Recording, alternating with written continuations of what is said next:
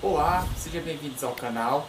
No vídeo de hoje nós vamos falar sobre a primeira obra, uma das 3 obras obrigatórias para o vestibular do EMAPAS 2024, que é a obra Mar Morto de Jorge Amado. Como de praxe nos vídeos do canal, a gente sempre fala sobre o autor, né, e um pouco sobre a obra.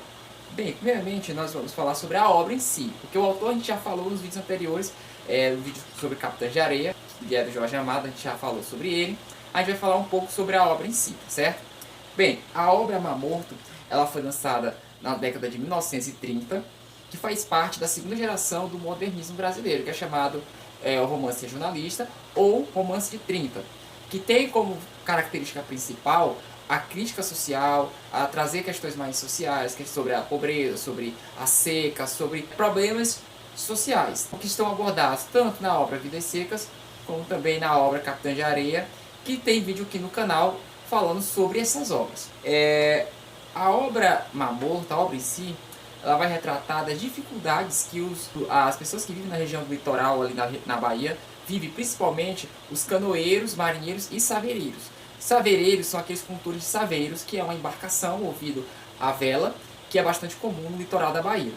E o Mar Morto representa as frequentes e quase inevitáveis mortes dos marinheiros em alto mar devido às condições climáticas da região, bem como a falta de segurança que existe naquela região em qual os marinheiros estavam expostos.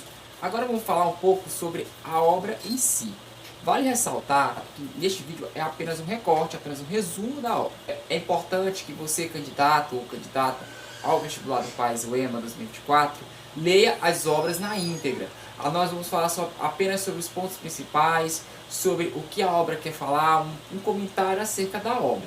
Mas eu estou salientando e é bom ressaltar que você, candidato ou candidata, deve ler a obra como um todo para poder melhorar a compreensão. Encare este vídeo e o vídeo também de outros canais que comentam sobre as obras do PAS 2024 como uma espécie de complemento para que você tenha uma visão melhor sobre a obra e que você vá para o vestibular preparado para as obras, porque as obras literárias são muito cobradas, tanto na prova objetiva como também na prova da redação. É muito importante que você, candidato, tenha um conhecimento apurado sobre as obras para que você possa usar as obras como argumentação, principalmente na prova da redação, uma vez que a prova ela é etapa única e você precisa muito da nota da redação, pois a nota da redação irá fazer toda a diferença na nota final, certo? E consequentemente na sua aprovação. Bem, voltando à obra, a gente vai falar um pouco sobre a obra em si. A obra se passa pelo seu protagonista, um marinheiro chamado Gumecindo, mais conhecido como Guma.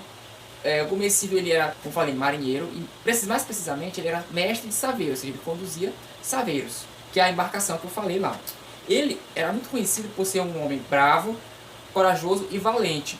A obra retrata que ele participou de atos heróicos, como salvamentos de naufrágios e etc. E Guma era muito respeitado e admirado por todos na região do cais. A obra também retrata o velho Francisco, que era um ex-marinheiro, e ele era parente de Guma. E esse seu Francisco, ele era a memória viva daquele vilarejo, pois ele contava as histórias de seus antigos companheiros, dos seus amigos que partiram devido à questão de naufrágios, né? Ele contava histórias de pessoas, colegas dele que foram marinheiros, eram saveireiros também, e que faleceram devido a naufrágios, e ele conta as histórias, suas histórias de bravura, de coragem, assim como Guma também era conhecido como uma pessoa valente e brava. Os colegas do velho Francisco também, né, o velho Francisco fazia questão de contar essas histórias para as pessoas do cais e também para outros marinheiros que viviam ali, que também trabalhavam ali juntamente com Guma.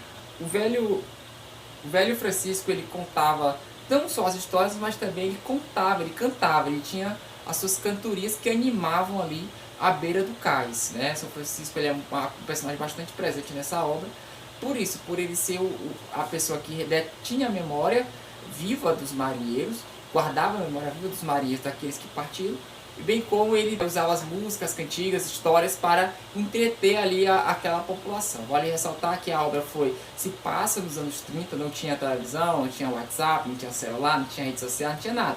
Então, a única forma das pessoas se distraírem ali era conversando entre si, tendo histórias, tendo cantorias ali para passar o tempo, para entreter, e esse personagem ele tinha essa função, ele era bastante importante devido a essa função. Voltando a tratar sobre Gulman, que é o personagem principal, ele se envolvera com uma mulher mais velha, né, chamada Rosa Palmeirão. Essa personagem também é bastante conhecida, ela é bastante presente na obra também.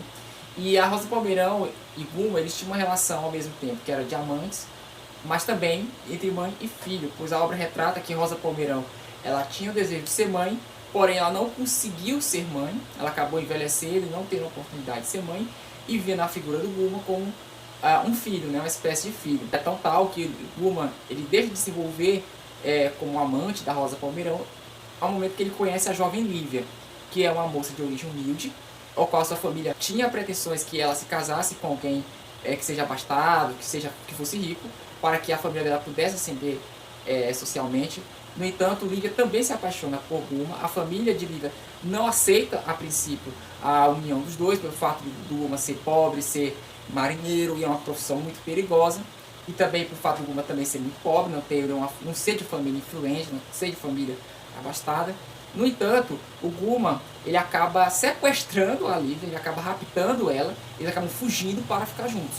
Claro que o Gulman não conseguiu sozinho, ele, com a ajuda do próprio irmão de Lívia, Rodolfo, e também de um outro amigo, eles conseguem fazer com que Lívia fugisse e eles passassem a ficar juntos.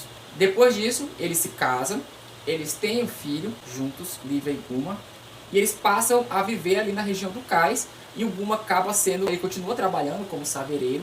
No entanto, o navio dele, o primeiro navio dele, a primeira embarcação dele, que é o chamado de Valente, acaba naufragando. E aí a embarcação de Gulman naufraga, e Gulman pega um empréstimo junto ali com outras pessoas ali, influentes do cais. Ele acaba pegando um empréstimo e compra uma outra embarcação que é chamada de paquete voador.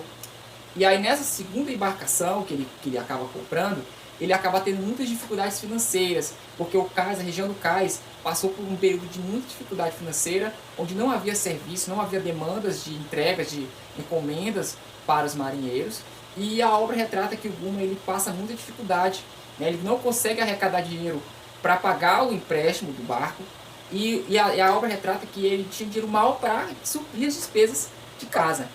E Lívia, por outro lado, junto ali com seu filho, ela fica muito preocupada com essa profissão do Gulman. O desejo de Lívia era que Gulman abandonasse a vida no cais, deixasse de ser mestre de saveiro. A família dela, a família de Lívia, tinha ali uma venda, um comércio, e o desejo de Lívia era que, com o dinheiro que eles arrecadassem ali como mestre de saveiro, ele guardasse o dinheiro, dasse entrada na sociedade com os tios de Lívia e ele passasse a trabalhar junto com eles nessa venda.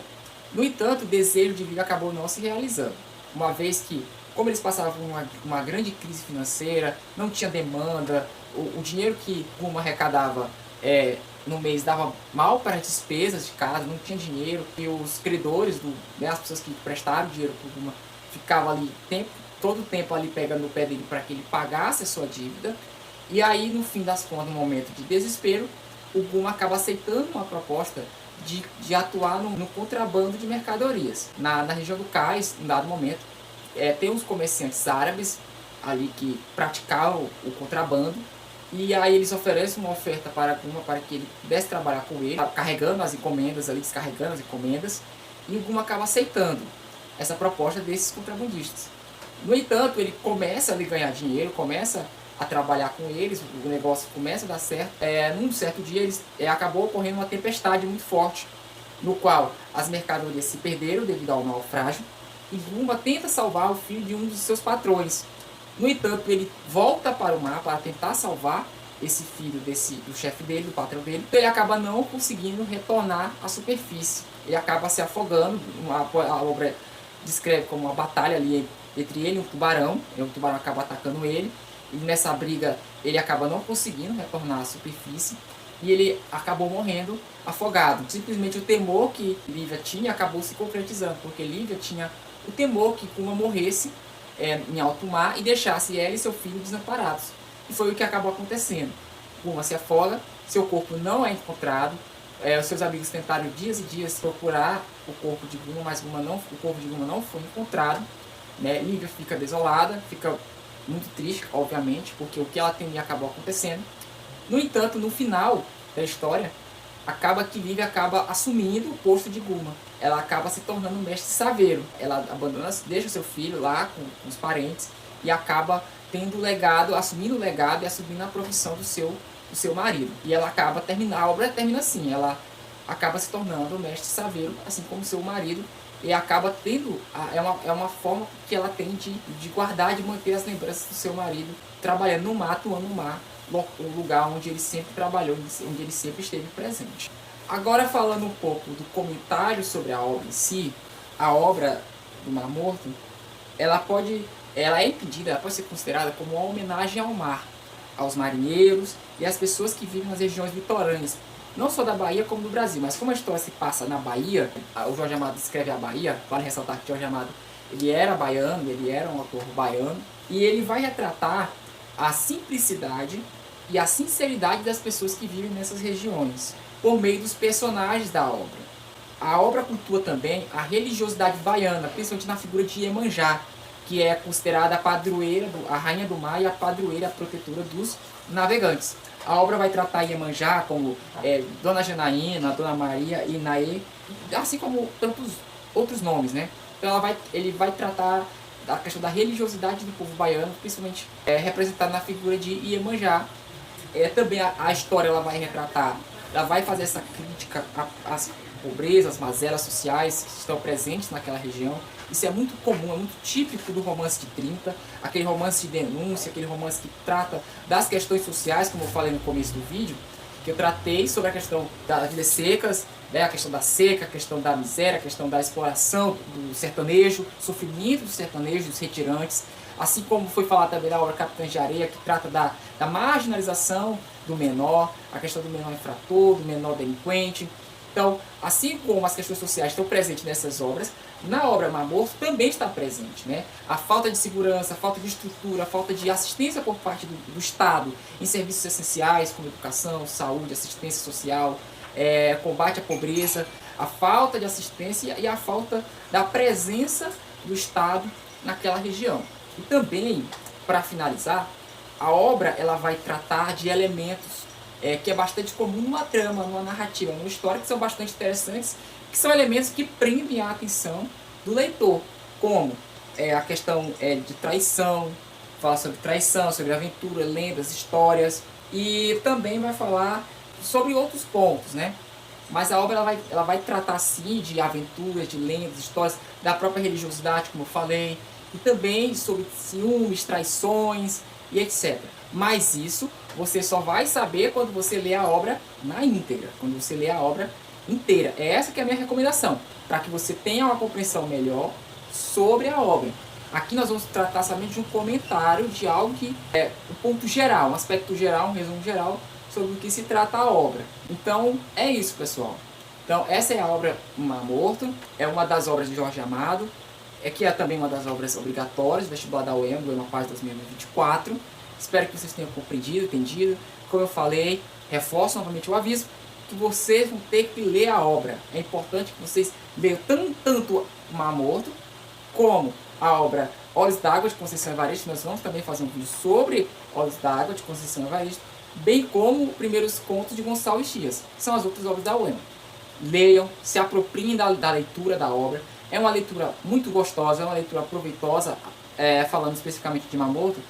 A obra Mar Morto de Jorge Amado é uma leitura gostosa, é uma leitura fácil de compreensão, é uma leitura envolvente, é muito característico da literatura de Jorge Amado, essa leitura envolvente que te prende ali, que deixa você interessado na obra.